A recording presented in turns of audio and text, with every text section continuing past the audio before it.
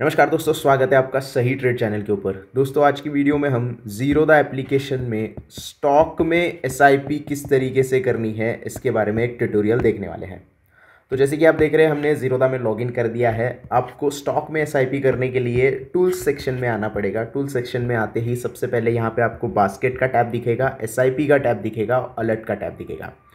Stock में SIP करने के लिए सबसे पहले आपको स्टॉक की ये जो बास्केट है वो तैयार करना बहुत ज़रूरी है। तो हम पहले बास्केट तैयार कर लेते हैं, फिर हम यहाँ पे एसआईपीज कर देंगे।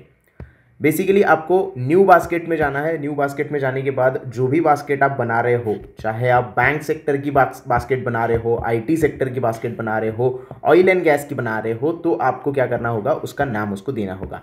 जैसे कि मैं यहाँ पे एक बैंक सेक्टर का पूरा बास्केट बना रहा हूँ, क्योंकि मुझे बैंक सेक्टर के स्टॉक में एसआईपी करनी है, तो मैं उसको बैंक ऐसा नाम दे दूंगा, कंटिन्यू करूँगा। अब यहाँ पे मैक्सिमम 20 जो है स्टॉक में ऐड कर सकता हूँ। नॉर्मली हम क्या करते हैं, म्यूचुअल फंड बाय करते वक्त एसआईपी करते हैं, उसके लिए हमें कुछ ज़्यादा सोचना नहीं पड़ता है, सिर्फ हमें परफॉर्मेंस देखना होता है उस पर्टिकुलर म्यूचुअल फंड का। लेकिन अगर आप स्टॉक की बास्केट बना रहे हो, स्टॉक में एसआईपी कर रहे हो, तो आपको हर एक स्टॉक के बारे में पता होना चाहिए, क्योंकि आप खुद इसकी एक बास्केट बना रहे हो। सारे टिक मार्क आपको चेक करने हैं कि किस तरीके से कंपनी परफॉर्म कर रही है, स्टॉक किस तरीके से परफॉर्म कर रहा है, और आपके हिसाब से आप पर्टिकुलर उस स्टॉक के कितनी क्वांटिटीज हर महीने या फिर हर वीक खरीदना चाहते हो। तो ये पूरा आपके ऊपर डिपेंड होता है। इसके लिए आपको नॉलेज प्रॉपर होनी चाहिए, मार्केट किस तरीके से अप होता है, किस तरीके से डाउन होता है उसकी।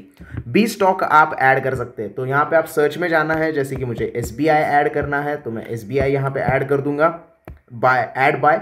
यहाँ पे आपको क्वांटिटी ऐड करनी है। आप लिमिट प्राइस भी लगा सकते हो, मार्केट प्राइस भी लगा सकते हो, कोई दिक्कत नहीं है। लेकिन अगर आपको कोई पर्टिकुलर प्राइस के ऊपर बाइंग करनी है, यानी कि आप सोच के रखे हो प्राइस, उस प्राइस पे आने के बाद ही हर महीने उसको बाय होना चाहिए, तो वो आप प्राइस लगा सकते हो।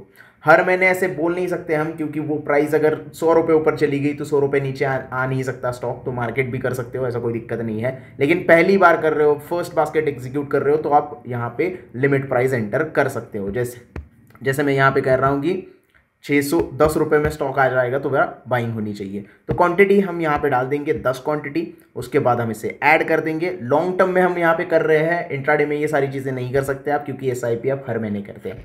अब 10 क्वांटिटी हमने बाय की है 610 रुपये में, इसकी वजह से 6100 रुपये यहाँ पे मार्जिन दिखाई दे रहा है। अब और भी स्टॉक यहाँ पे आप ऐड कर सकते हैं। जैसे मुझे ऐड करना है यहाँ पे कोटक बैंक, तो कोटक बैंक मैं यहाँ पे सिलेक्ट करूँगा और उसके बाद ऐड बाय। क्वांटिटी आपको जितनी क्वांटिटी बाय करनी है हर महीने, वो आप क्वांटिटी यहाँ पे सिलेक्ट कर सकते हैं, ऐड कर देना है। अब टोटल मिला के 6100 और 9470 रुपये मिला के आपको 15000 रुपये यहाँ पे हो गए हैं। यानी कि 2 स्टॉक हमने बास्केट में ऐड कर दिए हैं, 10 क्वांटिटी और 5 क्वांटिटी के लिए।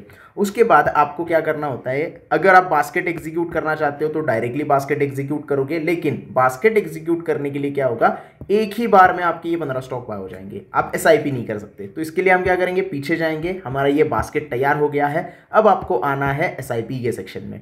एसआईपी के सेक्शन में आने के बाद आपको न्यू एसआईपी के ऊपर क्लिक करना है। जैसे ही न्यू एसआईपी के ऊपर क्लिक करोगे तो बास्केट जो है वो यहाँ पे आपको दिखाई देगी। अब यहाँ से भी आप बास्केट तैयार कर सकते हैं, लेकिन आपके अगर बनी बनाई बास्केट है तो आप यहाँ पे यूज़ कर सकते हो, और मैक्सिमम 3 बास्केट आप बना सकते हैं। तो बैंक हम सिलेक्ट कर देंगे बास्केट। यहाँ पे आप मंथली शेड्यूल कर सकते हैं। अब 1/5 ऐसे यहाँ पे दिया गया है। अगर आप हर वीक बाय करना चाहते हैं तो आप यहाँ पे ऐड भी कर सकते हैं, यानी कि इस वीक की मान लीजिएगा कि अगले महीने से चालू कर रहे हैं, आज 24 जुलाई है, तो मुझे अगस्त 7 को बाय करना है, तो मैं यहाँ पे 7 डाल दूंगा। हर महीने की 7 तारीख को ये बाय होता जाएगा। अब बाय आपको कहाँ पे करना है, मार्केट आवर्स में ही बाय करना है, 9:30 से 3 बजे तक ही बाय करना है, क्योंकि आप स्टॉक बाय कर रहे हो, तो आपको उस पर्टिकुलर आवर्स में ही ये बाय करना होता है। जो भी टाइमिंग आप दे दो वो चल जाएगा। तो नॉर्मली 2:30 बजे के करीब, थोड़ा सा मार्केट बंद होने के टाइम 1 घंटा पहले आप दोगे तो चल जाएगा।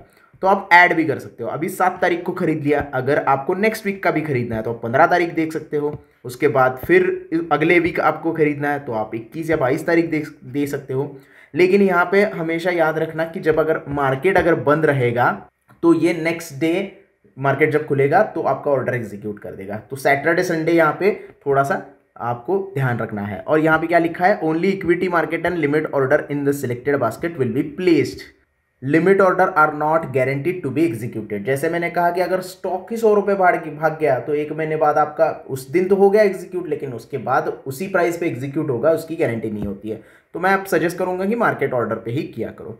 तो यहाँ पे हमने सारी चीज़ें कर दी है। अब हम क्या करेंगे, क्रिएट करेंगे। SIP नेम हम डालना भूल गए, तो इसको भी हम बैंक ही कर देते हैं क्योंकि बैंक पर ही SIP है। अब यहाँ पे आप देख सकते हैं एक बास्केट है हमारी जिसमें हमने 10 स्टॉक खरीदे हैं SBI के और 5 स्टॉक खरीदे हैं कोटक बैंक के। और हमने क्या एग्जीक्यूट 14 दिन बाकी है अभी, 7 तारीख को मैंने 7 अगस्त को पहला यहाँ पे जो SIP होगा बास्केट एग्जीक्यूट होगा। अब मैंने क्या किया है, हर 8 दिन के बाद, हर 7 दिन के बाद, 1 हफ्ते बाद हमने क्या किया है, यहाँ पे ये बास्केट एग्जीक्यूट होना चाहिए, ऐसी SIP की है, यानी वीकली SIP की है। आप इसे मंथली भी कर सकते हो, मंथ में एक ही डेट देके अगले महीने से फिर हर मंथ वो उस पर्टिकुलर डेट पे एग्जीक्यूट होता जाएगा। लेकिन हमने यहाँ पे क्या किया है, टाइमिंग जो है वो दोनों अगले हफ्ते के लिए 9:30 कर दिया और पहले के लिए 2:30 बजे कर दी है, तो टाइम मैंने चेंज किया नहीं।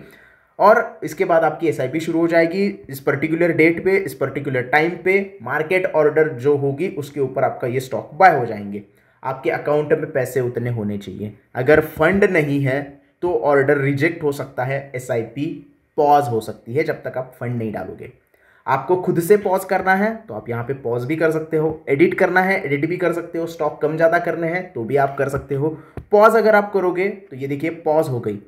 जब तक आप पॉज रखना चाहते हो तब तक आप पॉज रख सकते हो। 1 महीना आपको पॉज रखना है, 3 महीना आपको पॉज रखना है, कोई दिक्कत नहीं है। जब आपको लगेगा कि नहीं मुझे अब फिर से चालू करना है स्टॉक, पर्टिकुलर स्टॉक में बाइंग करना, तो आप पॉज हटा दोगे। पॉज हटाने के लिए सिंपली इसके ऊपर क्लिक करके आपको रिज्यूम करना होता है।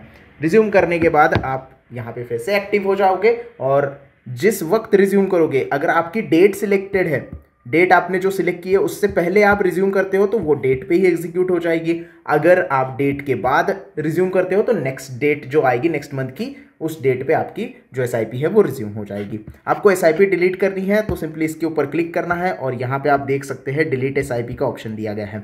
एक बार अगर आपने मान लीजिए 6 महीने के लिए SIP कर ली और स्टॉक बाय कर लिए, 6 महीने तक आपके स्टॉक बाय हो गए, उसके बाद अगर आप SIP डिलीट करते हो तो जो पुराने वाले स्टॉक है वो आपके पोर्टफोलियो में दिखेंगे, वो नहीं बिक जाएंगे। नए वाले आप नहीं बाय कर सकते, SIP आपकी वहाँ भी कट हो जाएगी और उसके बाद आप नई SIP बना सकते हो, नई बास्केट बना सकते हो। तो ये आपको पूरा SIP स्टॉक में करने के लिए करना पड़ता है। लेकिन स्टॉक का एनालिसिस करना बहुत ज़रूरी है, चाहे वो फंडामेंटल हो चाहे वो टेक्निकल एनालिसिस हो, क्योंकि अगर आप रैंडमली किसी स्टॉक को खरीदते जाते हो तो आपको थोड़ी दिक्कत हो सकती है। हालांकि SIP है, इसकी वजह से एवरेज आउट होता जाएगा, लेकिन फिर भी अगर नॉलेज के साथ करोगे तो एक वाइज इन्वेस्टमेंट कही जाएगी और अच्छी तरीके से आप स्टॉक में इन्वेस्टमेंट कर सकते हो। ये था वीडियो दोस्तों, स्टॉक SIP के बारे में, किस तरीके से आप ज़ीरोधा में कर सकते हैं, ये मैंने आपको पूरी प्रोसीजर बताई। आई होप आपको वीडियो पूरी तरीके से समझ में आ गया होगा। वीडियो अच्छा लगा हो तो प्लीज़ लाइक करना। अगर अभी भी कोई डाउट है स्टॉक SIP के बारे में तो आप कमेंट में पूछ सकते हैं। उसके साथ साथ अगर आपने ज़ीरोधा में अकाउंट नहीं ओपन किया है तो उसकी भी लिंक डिस्क्रिप्शन में अवेलेबल है, तुरंत जाके अकाउंट ओपन कीजिएगा।